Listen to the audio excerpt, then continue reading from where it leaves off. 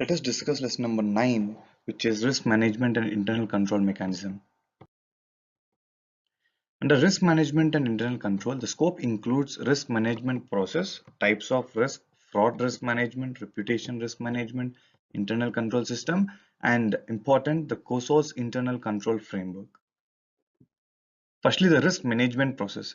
It includes risk identification, risk assessment, risk analysis and evaluation, risk handling, risk mitigation techniques, and finally risk management decisions. Let us look into step by step as to what is involved in each of these stages. Firstly, risk management. So all that risk which a business is associated with, that shall be recognized, that shall be identified, and based on that we will do a risk assessment. So whatever be the risk I have identified, each such risk will be assessed and the consequences thereof will be determined, and then followed by the risk analysis and evaluation. So we will evaluate and analyze each and every such risk depending upon the consequence. So based on the risk assessment, we will do an evaluation and an analysis of such risk to decide how to handle such risk. So how do we handle a risk? We either avoid such risk. So when we say risk avoidance, which means totally avoiding that particular project. Let us say a project is having higher severe risk, which by which you got a suggestion after your analysis that it does not give you any benefit. Then in that case, avoiding such risk is something which is advisory. Or else you can reduce the risk by way of coming down on your terms. Maybe if you went out for some, say, investing 100 crores of your investment in that particular script, but now you're coming down to only 50 crores, wherein you are reducing your quantum of risk. Next, transfer of risk. So where, let us say, you have already entered into a transaction and then you realize there is a risk, then you would like to transfer that risk, maybe at a cost. Say you purchase a property which is subjected to litigation, right? And later you are not in a position to face the litigation. So now you would like to transfer the risk to some other bona fide purchaser, disclosing all the details and telling that this risk is hereby transferred at so and so minimized price. And finally, you can as well retain such risk. So risk handling is of various types. So it can be risk avoidance, reduction, transfer of risk, or risk retention, right? So this is about risk handling. So once you have decided how to handle my risk, the next thing we do is how do we mitigate such risk. So now that you've accepted that your decision or your project is having certain risk, the next step is to make sure there are mitigation strategies in place. As a student, you should always remember that no business can run without any risk. So risk, zero risk is something which is not possible in any business. So where there is a risk, where you have decided to handle such risk in a proper manner, except for avoidance of a risk, for all other reasons, you need to ensure that you are having proper mitigation techniques in place. And by applying such mitigation techniques, what level of decision making you have taken and what kind of implementation you have taken on such mitigation techniques. So identification of mitigation techniques is one aspect, and then selecting something or deciding on one risk management technique is the other aspect, and implementing it is the final stage. So implementing the risk management decisions will be the final stage in a risk management process. So these are various stages of risk management. Types of risk. So risks based on controllability and on financial parameters are of various types. So firstly, a systematic risk and unsystematic risk. So a risk which is controllable in nature is an unsystematic risk. A risk which cannot be controlled is a systematic risk. So if you look at the name, you will be puzzled. You think unsystematic is uncontrollable. It's not. Basically, unsystematic is controllable risk and systematic is uncontrollable risk. And it is inherent in the name itself. If you look at the risk systematic, so systematic means it goes on systematically. It is within the system which you cannot control. Whereas unsystematic risk is not within the system. It is within yourself. It is within your decision making and business decisions that you can control such risk, either reduce or increase such a risk. So this is the classification based on controllability. Based on financial parameters, it can be of two types: financial risk and non-financial risk. The financial risk and the non-financial risk, let us look at it in detail. So on the financial risks, so financial risks are of various types, which are market risk, credit risk, liquidity risk, operational risk, legal risk, and political or country risk. Let us look this one by one. Let us look into it one by one. Firstly, the market risk. So market risk basically means a risk which is associated with the prices or fluctuation of prices in any market, right? So under that there are various types. Firstly, interest rate risk. So when we say interest rate, it is always associated with certain financial assets like bonds or debentures. So where such financial assets like bonds or debentures are connected with The interest factor, we call it as interest rate risk. So whenever there is any change in the interest rate, the change in the prices will always impact this financial assets. Followed by it is the currency risk. So where there is a change in a currency, that is volatility of the currency rate, it has an impact on such businesses which are dealing in foreign operations. So where a business has foreign operations, there the currency risk has its role in terms of its business issue, right? Next, equity risk. So as the name suggests, equity risk is something related to the volatility, or say change of prices or up and down of prices in terms of the equity market. And this risk is something directly related to the investment made by any person. So wherever there is heavy risk, so where you are expecting for more return, there will be more risk. So any change in the price would always impact the portfolio of your shares. And finally, commodity risks. So this is associated with the prices of the commodities. So where the prices of the commodities change, it has an impact on the business. So these are various risks which are there, which come under the categorization of market risk. And why under market risk? Because these risks are determined by a market. And then credit risk. So credit risk means, assume there is a party who is supposed to pay you, say the creditor who, I mean, assume a supplier, you are supposed to pay to any customer, sorry, to any supplier. Okay. And for the supplier, there is a risk that you may not pay, right? So just assume a scenario where you are being given certain raw material by any supplier. So when supplier is supplying such raw material to your company, you become a debtor, he becomes a creditor. Now, in case you fail to make the payment back to the creditor, that risk is something called as a credit risk. So not to be precise, it is a risk wherein a counterparty, that is either of the parties, is not willing to or is unable to fulfill its contractual obligations, be it anything. It may be contractual obligation of a supply or through a sale, whatever it is. So where a credit sale has been made or a credit has been given, and if the other party is not in a position to pay back the same, then it amounts to credit risk. Then we have liquidity risk. So what is a liquidity risk? So liquidity risk means absence of adequate funds in the market. So where you're not in a position to liquidate your existing assets, then we call it as a liquidity risk. So there are two types of liquidity risk. One, a trading risk. So in a trading risk, when there is no seller or a buyer for your script, or when you enter into derivative market, there is no other party in the derivative market. In such cases, we call it as a trading risk. So in precise, it is an absence of market liquidity. And then we have funding risk. Say you have to meet certain obligations, however you are not in a position to meet such obligations because your existing financial assets are not in a position to be liquidated to meet your existing obligations. So that we call it as a funding risk, or unable to fund. So where you are not in a position to fund your obligations through your existing financial assets, we refer it to as a funding risk. So these two are the types of risk under liquidity risk. Then we have operational risk. So operational risk is something concerned with the core functionalities of a company. So where your technology fails, or your systems, internal systems which you have in place are at a failure, where it has not been operated properly, or where the people who have been engaged or who have been appointed or recruited to work on a particular machinery are not well versed with the machinery, because of which the machinery's actual output has not been, you know has not been achieved, and at the cost of it, even the machinery has damaged. So there is a damage in the machinery, then it amounts to operational risk. Then what we have is a legal risk. So under the legal risk, we have many kinds of risk, like litigation or compliance or regulatory risk. Everything comes under the ambit of legal risk. So where there is a particular legislation which is applicable to a particular business, and there is a non-compliance of it, or any regulator is acting over it, so where there is an inspection or investigation, each of such thing which has been constituted under a statutory legislation, it comes under the ambit of legal risk. And finally, political or country risk. By political or country risk, we mean where there is a government policy, or say elections, or any such kind of a scenario which is because of which is the cause of a government's action, then such kind of an action is referred to as a political or a country risk. So these are various risks in terms of financial risks. Non-financial risks are one of various types, so which are business risk, strategic risk, compliance risk, fraud risk, reputation risk, transaction risk, and disaster risk.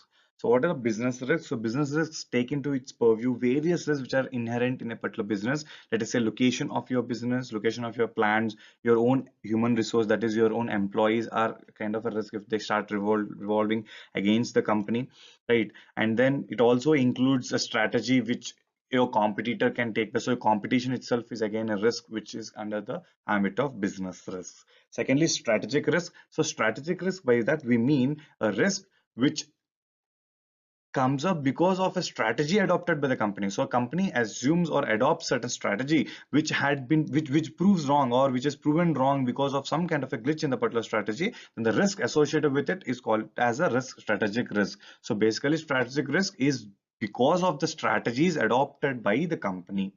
And then compliance risk. So under compliance risk, non-compliance is something which is the risk. So where you do not comply with a provision, the kind of costs involved in it, not just the monetary, but also any other consequences involved, is what is a compliance risk. Fraud risk and reputation risk, we will discuss in detail in the following slides. And then we have transaction risk, so risk which is associated with the respective transaction. So that particular transaction, which it is dependent on the party with whom we are entering into the transaction, that the very nature of the transaction and the amount involved in the transaction. These are certain parameters which will decide a transaction risk. And finally, a disaster risk, a risk which is because of certain natural calamities. So these come under the ambit of non-financial risks. ISO 31000/2009 is one particular standard on implementation of risk management. So if you look at it, it is implementation of risk management. It is not about just risk management. So how can an organization actually implement its risk management throughout all its processes, whichever are facing risk, is what this standard is about.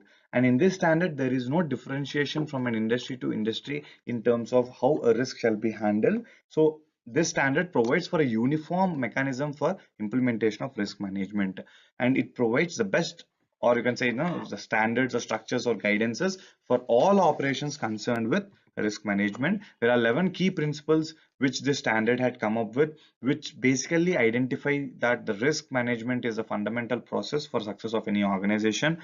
And this standard enables all all the levels or functional departments of an organization throughout all its projects or throughout all its functions and processes to align them with the common set of risk management objectives. So all the departments, they have common set of risk management objectives. So over there it is pertaining to a risk management across the organization. So it basically, in order to simplify, this standard implies that when each of your functional department or an operation is having that awareness to protect or to prevent a risk or to manage a risk, in such a case the entire organization in a sum up will also be protected from certain risks. So that is the object of ISO 31000/2009. Fraud risk management. So what is meant by fraud risk management? So every company is advised to devise such policy, which is fraud risk management policy. So wherein whenever there is any kind of a fraud which is detected by any person, it shall be intimated to the top management, and it should be made sure that the risk associated with such fraud is curtailed at the very level of inception, where we do not catch hold of such risk at the time of inception, or at the time the risk is actually being felt, or at the time the fraud has been initiated. It becomes very difficult for the organization to come back and fight such a risk, right? So let us look into what are the steps involved in fraud risk management. So firstly, you should define fraud for your organization. So every organization, depending upon the size and structure and the internal control mechanism of that organization, you can define what amounts to a fraud. And then you have to assign roles in terms of responsibilities to relevant individuals who are of senior executive level, who will ensure that they subdelegate it to juniors, who will again further ensure that they can report any kind of mishappening directly to this person who is responsible in that relevant department. So department wise, we will divide the role into, divide the role and assign responsibilities to various individuals. And then whoever had identified that there is some kind of a fraud which is going on in an organization, he has to report it. So the management has or the risk management policy or the risk management plan has to provide for certain reporting mechanism as to how to report, where to report, what is the modem of reporting, to whom he has to report is something which has to be provided. And finally, this disciplinary action has to be taken against so and so person who would have committed such kind of a fraud in the organization. So this is about fraud risk management. Sorry. And finally, you have to review your policy on a periodical basis. So once your disciplinary action has been taken, so that episode is done with. However, your fraud risk management should not just stop. It should go on, and on a periodical basis we should start reviewing such policy.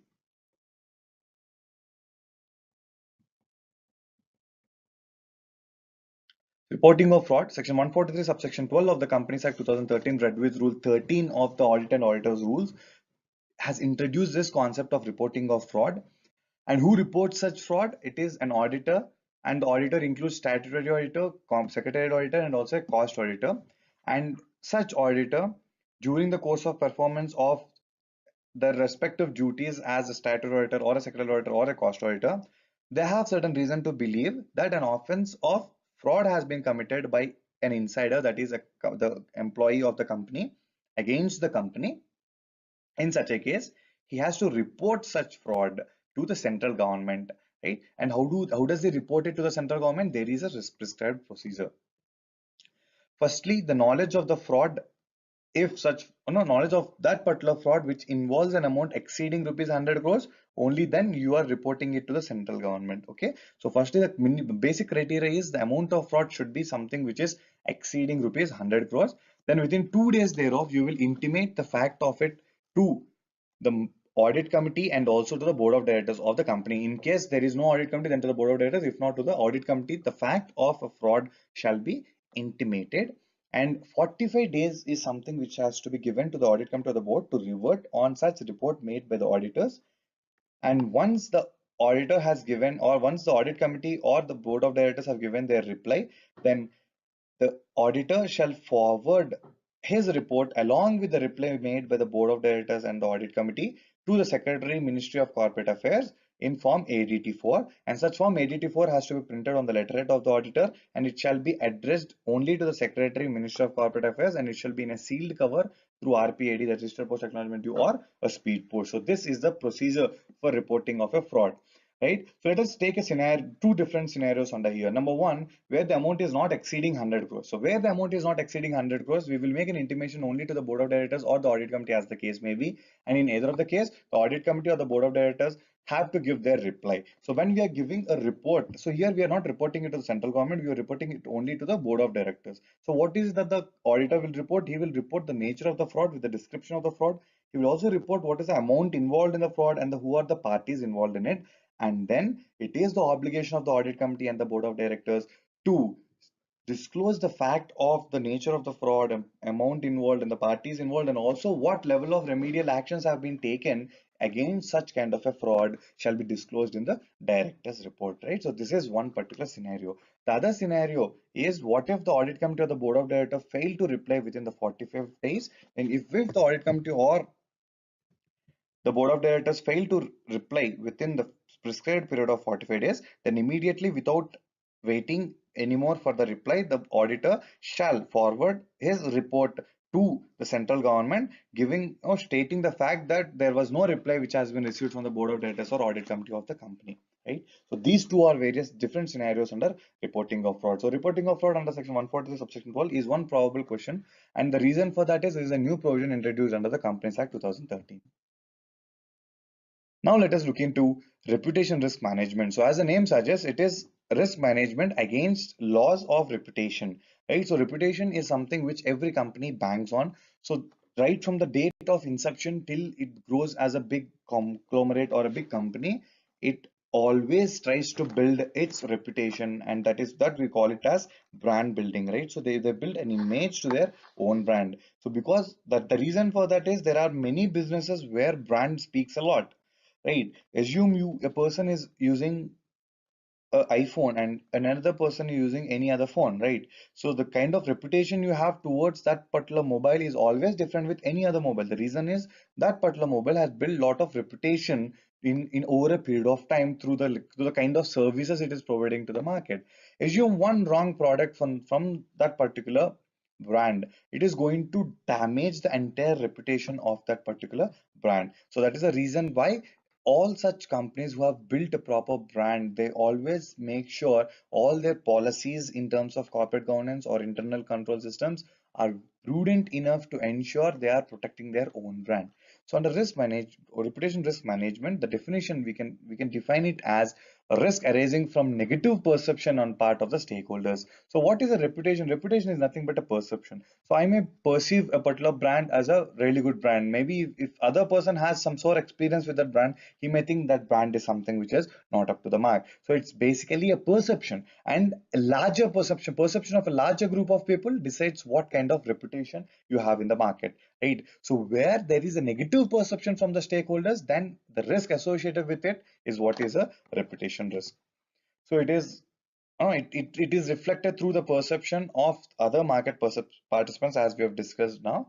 And any kind of a business, irrespective of where its operations are, or where, in what kind of business it is in what kind of business model it has, reputation risk will be taken as a parameter before any business decision. So before such any company takes any decision, it will first look into, whether it has any damage on my reputation. So that important and relevant is what is reputation risk, right?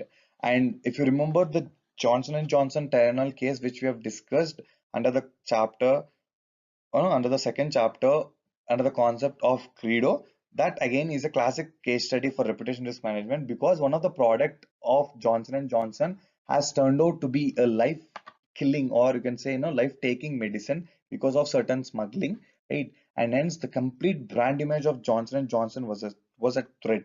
But within a span of 6 months, they have come up with much more transparent, or no, sorry, no, much more advanced level of packaging, which they call it as tampering free, right? So such kind of technology they've introduced, and they gained back their reputation. So that what is can be one of the case studies under reputation risk management, right? So this is about reputation risk management. Finally, internal control system. So what is an internal control system? It is a whole system of controls. It can be a financial control or any other control which a management establishes internally in its organization. For what purpose? To carry on the business of the company in a manner which is orderly, which ensures safeguarding of its own assets, and which secures the accuracy and reliability of its records, right? So it basically is it's an internal system of a particular company, and it depends from the company to company, or the culture of a company to any other culture of any other company, right? So internal control systems are not uniform in nature. They can be adopted by various companies as an example from any other company.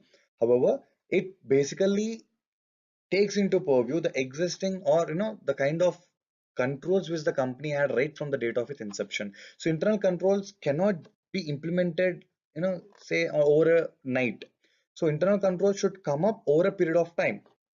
So we usually call it as time tested principles, right? So depending upon how a company is perceiving its business, depending upon how a company is growing in its business, the internal control system will also stand varying. And when the company starts building up on its profits and revenues, the more stringent internal control system comes into picture, right? So usually, technically speaking, the board of directors report and also the MDA, that is the management and discussion analysis report, they have to comment on the adequacy of internal control systems in a company. If you remember the director's responsibility statement, the DRS shall also stipulate that the company has proper financial controls in place, right?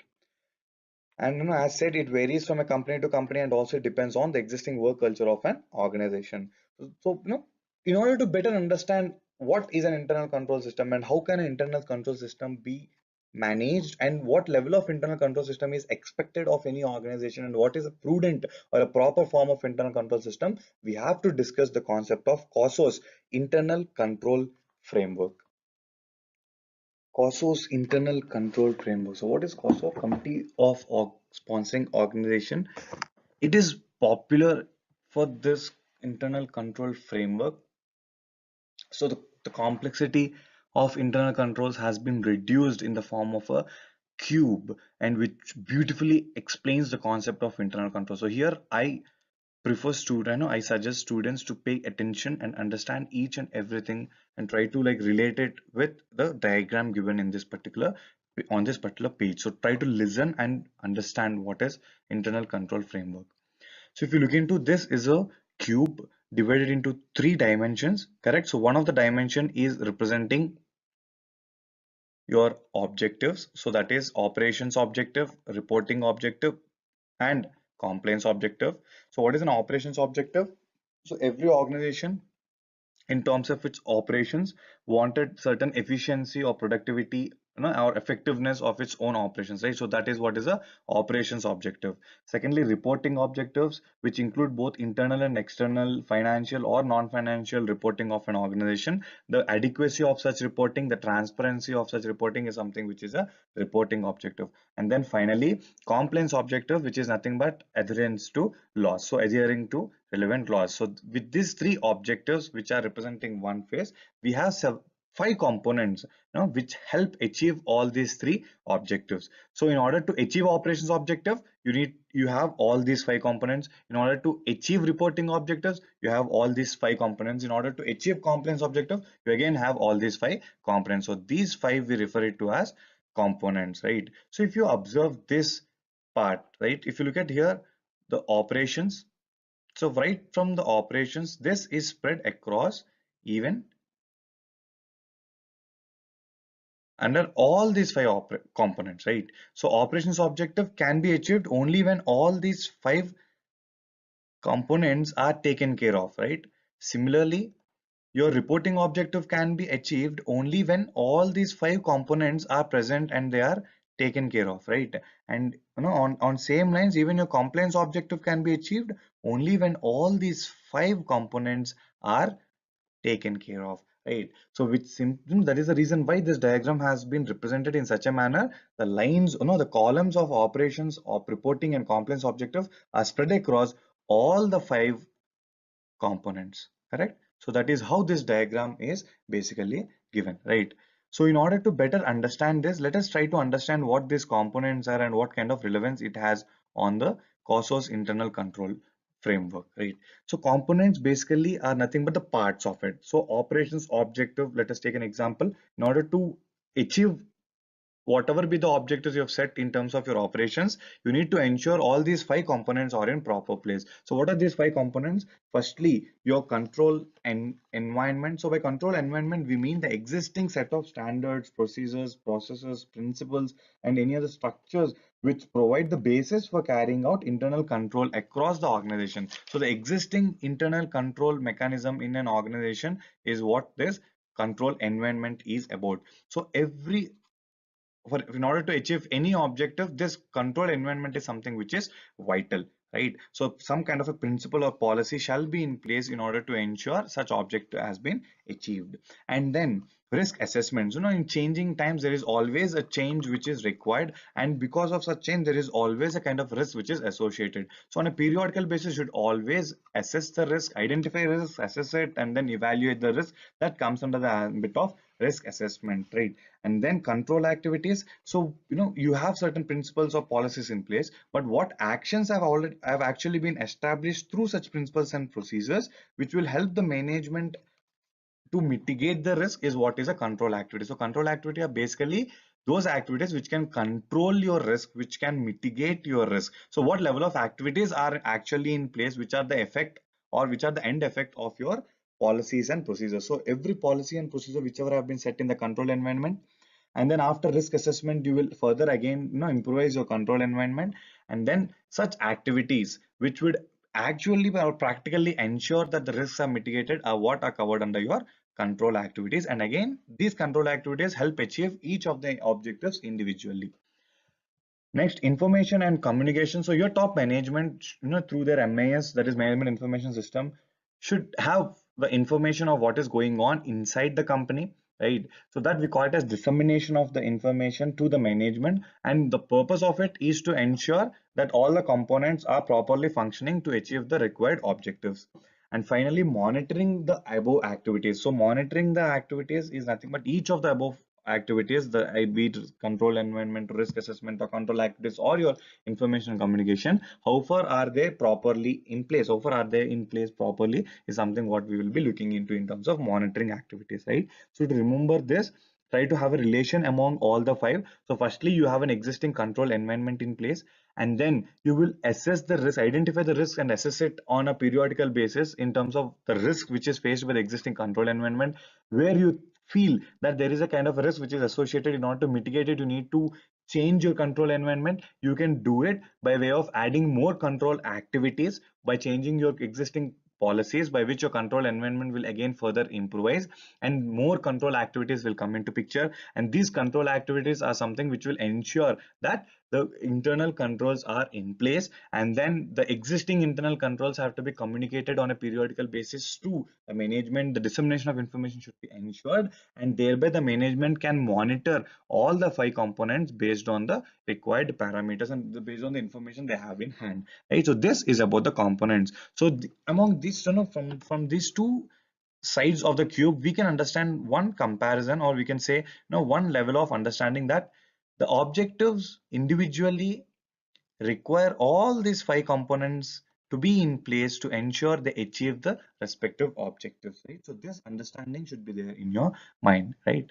Now, so when we talk about objectives, operations objective, reporting objectives, or compliance objectives, they these three objectives are there for the entire organization, that is agreed. However, in an organization, there are various levels of operations, and under each level of operation as well, these objectives have to be achieved. For example, entity level. If you look at here, entity level also compliance objective, reporting objective, and operations objective are spread across, right? And if you look at here, the division objective, even in the division objective, compliance is there, reporting is there, operations is there. Similarly, your operating unit or your functional unit. In each of these units, you have for each of these units, you have all the three objectives which are spread across this particular column, right? So similar to your OPSIS, when you have seen the operation objective which is spread across all the five components, similarly, this entity level or the levels of the organization are also spread across all the three objectives. So this spreading across of all the three objectives is something which you need to keep in mind, right? So each level of your company has three different objectives, and in order to achieve these three different objectives, you should have all these five components in place. So this is the relationship which has been clearly explained in a COSOS internal control framework, which is also regarded as the most integrated control framework ever in the market, right? So just to revise for you, just for once, so if you see, there are various levels of an organization, and for each level of an organization, you have various objectives, and in order to achieve each objective, you require various components of your internal control systems to be in place, right? So if you see an entity, this particular level per se, even the components are spread across it, and even your objects are spread across it, right? So it all starts from the entity level or from any particular functional unit of a company, and the objects of that particular functional unit will decide what to do, or it will give an impression as to what kind of objectives it has. So each level has respective objectives, and in order to achieve each respective objective, you need to ensure that all these five components are in place, are in operation. So this is about the COSOS internal control framework, right? So I advise students to revise this particular concept of COSOS internal control framework, which is which is very important even in terms of a profession, to better understand the concept, right? Thank you.